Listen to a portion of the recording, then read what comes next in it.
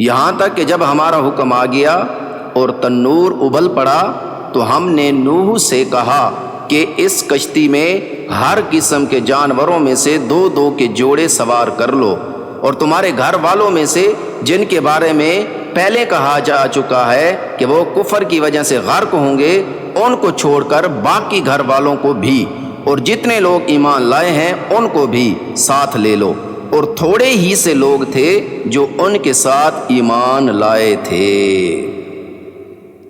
وقال اركبوا فيها بسم الله مجريها ومرساها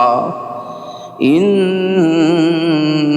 ربي لغفور رحيم۔ اور نوح نے ان سب سے کہا کہ اس کشتی میں سوار ہو جاؤ،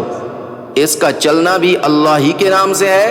اور لنگر ڈالنا بھی، یقین رکھو کہ میرا پروردگار بہت بخشنے والا بڑا مہربان ہے۔